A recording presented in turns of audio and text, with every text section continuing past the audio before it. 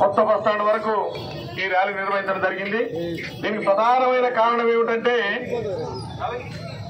నిన్న సాయంత్రం 4 గంటలకు ఈ రాష్ట్ర ముఖ్యమంత్రి గౌరవనీయులు నల్లమల్ల ముద్దుబిడ్డ అచ్చంపేట ముద్దుబిడ్డ రేవంత్ రెడ్డి గారు ఈ తెలంగాణ రాష్ట్రంలో ఉన్న రైతులందరికీ కూడా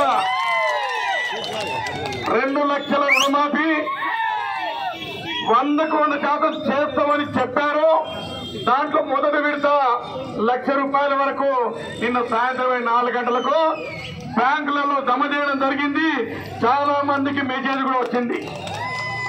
మరి ఈ నెల ఇంకొక వారం రోజుల తర్వాత 1,50,000, దాని తర్వాత వచ్చే నెల మొదటి వారంలో 2 లక్షల వరకు, అంటే 10 రోజుల వ్యవధిలో 3 విడతలలో 2 లక్షల రూపాయల రుణమాఫీ చేసిన ఏకైక నాయకుడి దేశంలో మన రాష్ట్ర ముఖ్యమంత్రి గౌరవనీయులు నల్లమల్ల ముద్దుబిడ్డ రేవంత్ రెడ్డి గారికి వారికి కృతజ్ఞత తెలపడం కోసం ఈ ర్యాలీని నిర్వహించడం జరిగింది.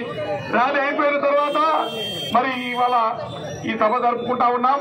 దీనికి విచ్చేసిన అందరూ కూడా పేరు పేరున నమస్సుమాంజలు తెలియజేస్తూ దీనికి సహకరించినటువంటి అధికారులకు, పోలీస్ సిబ్బందికి, అదేవిధంగా ప్రింట్ మీడియా, ఎలక్ట్రానిక్ మీడియాకు నమస్సుమాంజలు తెలియజేస్తూ తెలంగాణ ఏర్పడిన తర్వాత మొట్టమొదటి ముఖ్యమంత్రి పెద్దలు రేవంత్ రెడ్డి గారు దాన్ని పిలుపునందుకొని ఇవాళ మా ఎడ్ల బండ్లో ఉన్నటువంటి రైతులు పెద్ద ఎత్తున, నేను ఇన్ని వస్తామని అనుకోలేదు, 20-25 అనుకున్నా కానీ పెద్ద మొత్తంలో ఎడ్ల బండ్లు తీసుకొచ్చినటువంటి ఎడ్ల బండ్ల రైతులకు వారికి అందరూ కూడా మరోసారి కృతజ్ఞత తెలియజేస్తూ ఇది వినూత్నమైనటువంటి ర్యాలీ. దీనికి ముఖ్య కారణం ఏంటంటే రైతు రుణమాఫీ ఒకేసారి చేయడం. ఈ రైతు రుణమాఫీ గత ముఖ్యమంత్రి కేసీఆర్ గారు ₹1,00,000 లోపల రుణమాఫీ చేస్తామన్నారు, కానీ చేయలే. ఏ ఒక్క రైతు కూడా రుణమాఫీ జరగలే.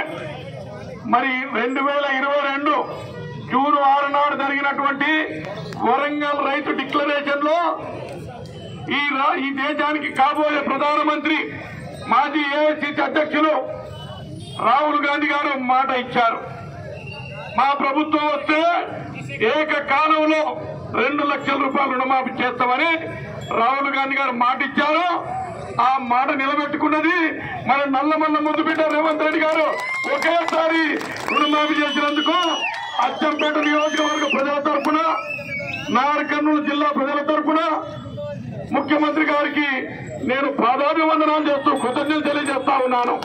అసలైన తొలి వెలుగు. ఫాలో వాట్సాప్ @తొలి వెలుగు official.